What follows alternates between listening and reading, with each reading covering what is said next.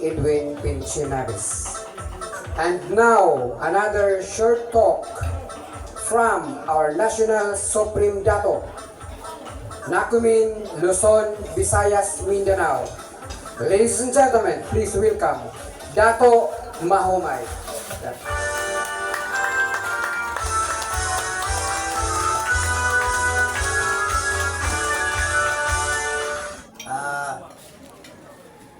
Greeting lang ko ni Abraham, anak man sa akong gibuhi nga iyang amahan sa akong tatay sa una. Gamay pa ang ilang tatay. Mauna nga pagkikala sa among mga genealogy. Mauna ang nagbarog sa Maginda, si Angel Tiago Icleo. O ako lang greeting po ang kadtong mga sakop niya kalain-lain lugar dinhi sa Mindanao nga nagtambong karon mga senator o sa ni mga opisyal niya. O daghang kong salamat kaninyo nga giata dinhi tungod unity ang kinahanglan nato, magkaisa at magkatulungan tayong lahat. Ako ang genealogy, ako ang successor sa genealogy profile sa akong pinakalulo. Mao to si Alvaro Bodios, dato pagbuaya during Oper pa, wala pang Pilipinas. Maunay ang nautro ang mga tribo tungod sa mga kansila. Di pamatay ang uban. Maunay ang tribo na watak-watak. Doon na tribo nga gibutang sa atong Ginoo nga naay Cebu. Hingnan gina Cebu, Cebuano ng Cebu, Bohol, Luzon, Visayas, Mindanao, kanang mga tanan dunay mga isla, mga province. Tribo na tanan. Iotro lang sa kansila. Mao na ang akong information nga sa inyo, mao na ang tinuod during the time of Oper pala, Wapay Pilipinas. Iotro lang sa kansila kung nalibog ang mga tribo sa Pilipinas. Mao ni karon ang tanang tribo powerful. Kay mao may original nga tao. Karon wala tay ingon Bisaya tanan yun ani kay Luzon, Visayas ani mga tribo ta sa Pilipinas. Dili na ingon ta nga watak-watak. Doon na tayo united na magkaisa at magkatulungan tayong lahat dito sa nasyon ng Pilipinas karon. Kasi sa puan Oper pa man. Ang akong misyon sa inyo, basahon ko na lang, parte nagkapot ko Nakumin chairman, para masayran ninyo nga wa man gud ni matuki. Ako nang ikuan during the time do ako sa Malacanang nagtrabaho as a liaison official ni Marcos. Kauban mi ni Duterte. Si Duterte mayor pa moadto lang dito panahon ana sa 1972 to ako dito. Ang mission, ako unahon ang mission sa Nakumin, sa chairman sa Office of the Nakumin, recognized and registered in Malacanang. Doon ako'y authority from the Malacanang. Gikan sa ako tao ko ni General Quincy Albano Monar, maunay pulmerong Nakumin chairman sa Nakumin dito sa Malacanang. Pumangkin ni Marcos na ako lakay itong tigulang. Maunay ako ang staff na under me ni General Bear. Mao si ang gibutang sa Nakumin, mao si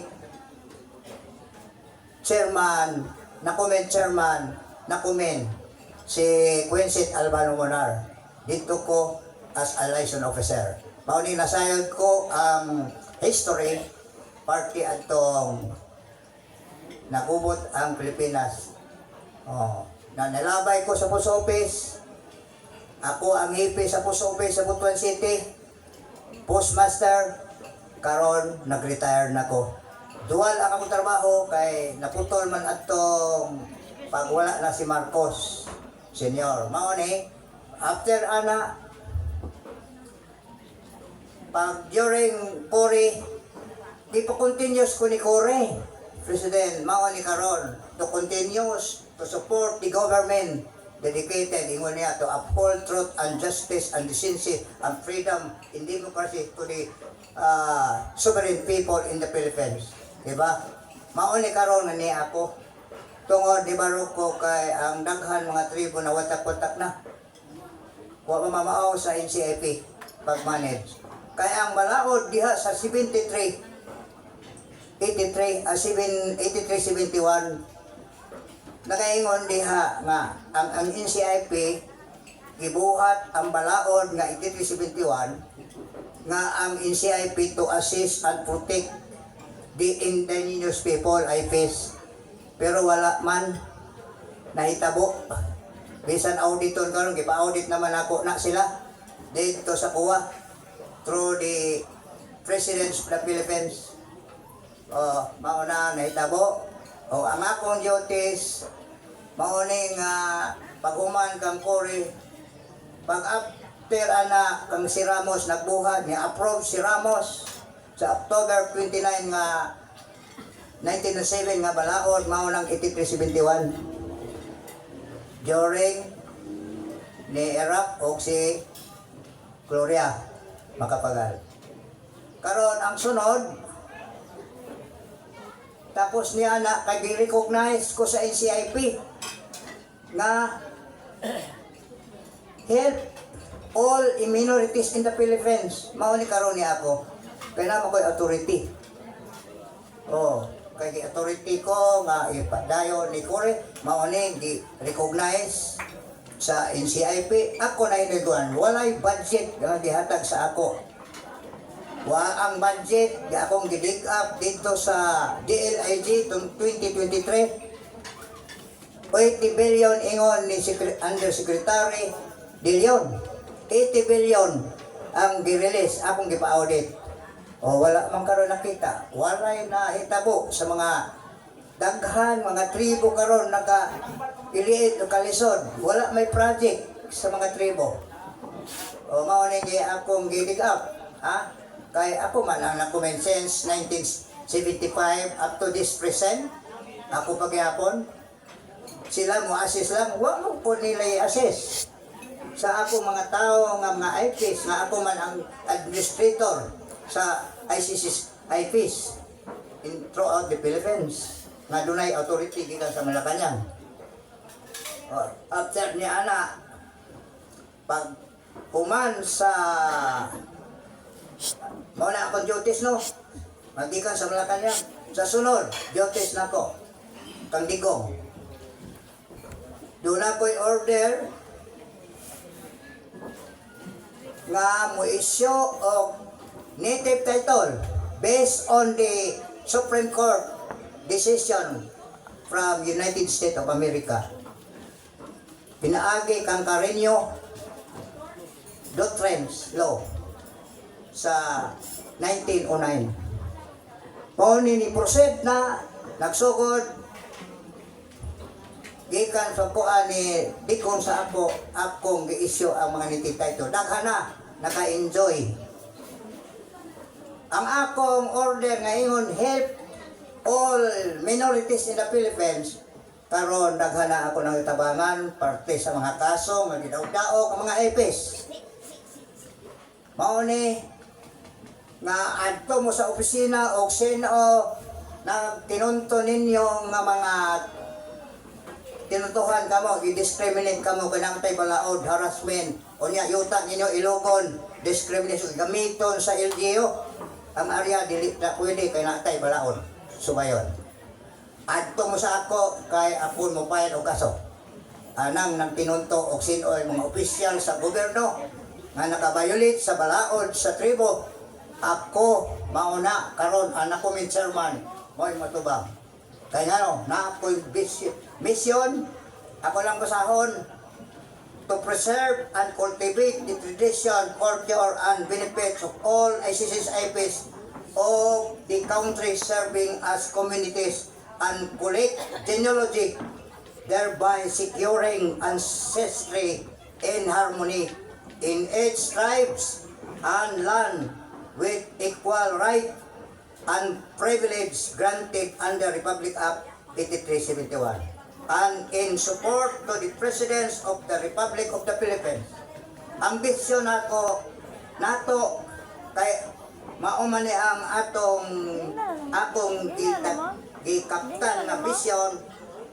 The advance of technology has to be used as tool in industry, mining, if granted beneficiaries, and agriculture. Modernization is to a fleet slave shall be warranted and not limited for development, provided it is preserving land and our ethnic identity, having equal opportunities, seeking greener pasture in life. O mao na atong vision. Ako naman itong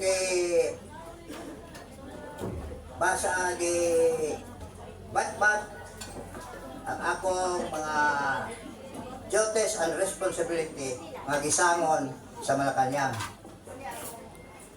Dinhi na ta sa Proclamation number 12, Presidential Proclamation number 12.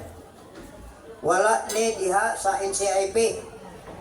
Ako'y nagkapot ani presidential. Okay? Ang NCIP, serious limited lang ang ila to protect ang service nila, to protect, to assist. Pero why nakita nato na assist? Kaya naay mudagan sa ilang opisina, bilibaran. Asa dagan sa ako. O mo na tinuod, i-report ka na sa concern nga tribo. Pero sa ako, tabangan ako, walay bayad. Tanan kay voluntary services ni nga authority from the Malacañang to help the all indigenous people in the Philippines. O mga ikiingon. Akong basahon ang proclamation kani Republic of the Philippines, Office of the President, Malacañang Palace, Manila. Presidential Proclamation number 12 of the Royal Council of Datos, National Cultural Minorities of the Philippines. Gitago ni. Wa ni pahibalo sa mga ako'y mubatbat, akong ipasayod tanan para mahibalo. Kaaron doon na tayo, unity. Walay makaway-away na, tinabangay, imay-angay. Ang katuyuan, ang order sa Presidente sa Pilipinas, magkaisa at makatulungan tayong lahat. Dili nagsama na hitabo sa Surigao, lain man ang organisasyon, di ko maka-entertain. Kay naamatay gobyerno nga nagkapot mao ang mga Philippine National Police. Maila na natrabaho o mga IIP. Kaya niya dinhi sa akong proclamation. Now, therefore, I, Ferdinand E. Marcos, President of the Philippines, by virtue of the power vested in me by the Constitution, do hereby decree as part of the law of the land, the following Republic Act 1888 amended by the Republic Act number 2852 in the relation to Presidential Decree number 1719, Republic Act number 3872 and Presidential Decree number 1414 to assist the government special assignment. Maune special assignment ang akong duties as a voluntary. NGO ang katunga, gobyerno sa Malacañang ang katunga. Kay authority man. To settle their problems. Ako ray makasitol sa mga problem. Dinhe kay moabot sa dyan, mapildi usahay ang tribo. Ako ay makasitol ani diretso. Ombudsman ning akong target. Kaya ang advice dito sa human rights, tanan complain Advice nila, i-endorse no na po sa human right para imbestigahan ug sinoy mga opisyal sa gobyerno karon, mga personnel nga magpinunto sa EPS, gidiscriminate, land grabber, trespassing, kana delikado kayo kaso ana. Sama itong gibuhat dito nga amorag umang ng gamit og net kaning mga balaod nga para sa mga tribo. Dili sila tribo. Kay federal sila. Wa tay labot.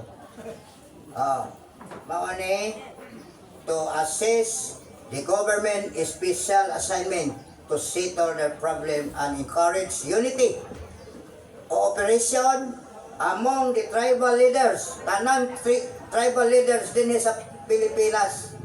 Kinahanglan unity ta, mag-iusa kay mao may mando sa balaod. May ato mando sa atong presidente hantod karon mao gyapon. Di na lang ko mo state kasi may nag-ingkod mao gyapon kay mo action man pud na siya. In the interest of peace and progress in accordance with the non-Muslim national cultural minorities heritage and social upliftments of different ethnic group in our country. Mao na ang kuan naala ni disay tanan mga tribo pero sa since in memorial time ibalik nato nga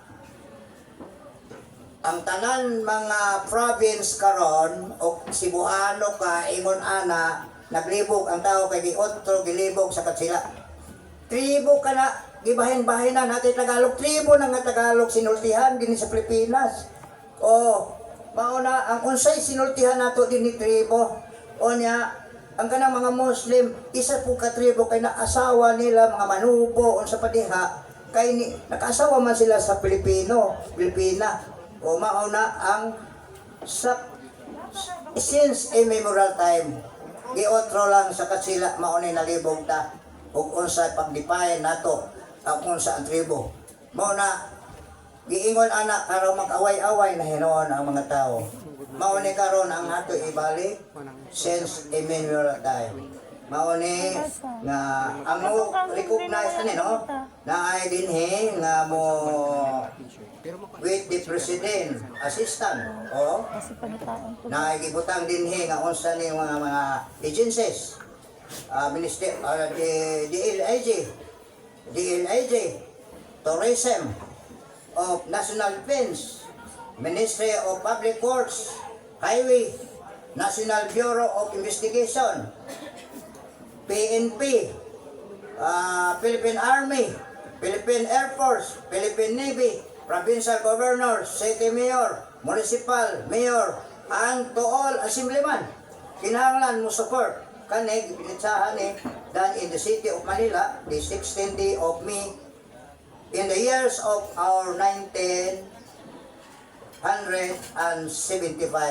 Mao ni nga gitimahan panahon ni Apolacay nga mao si Ferdinand Marcos chief president during the time.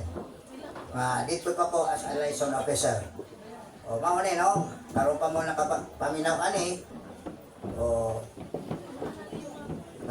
Akong gi-inform kay tungod balaod mo bisubay nako, dili ko anang dili balaod. Sa korte balaod ang ako.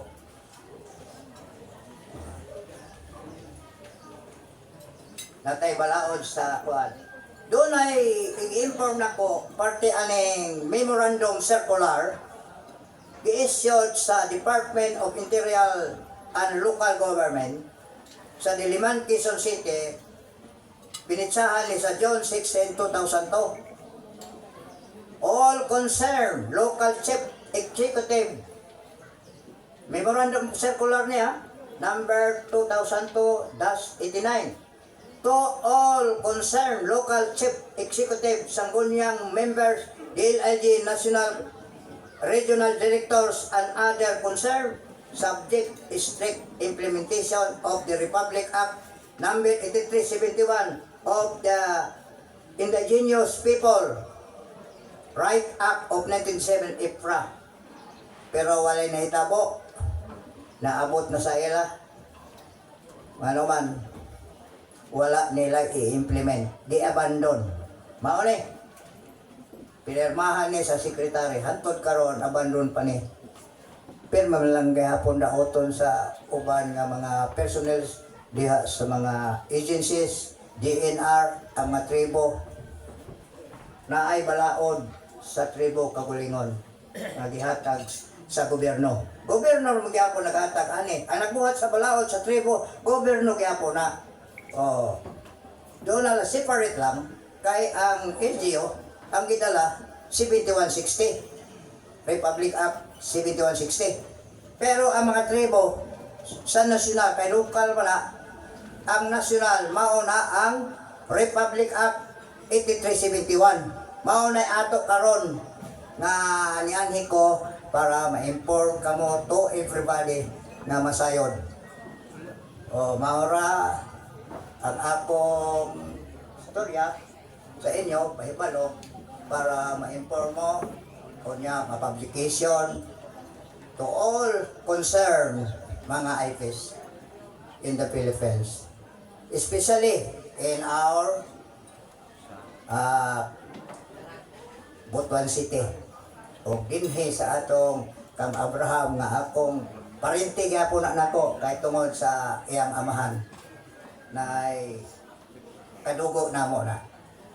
Mauni nagpasalamat ko na gipaanhi ko dinhi para sayod sad mo ma-inform unsay mission o vision, direction unsaon pagtabang sa mga tribo.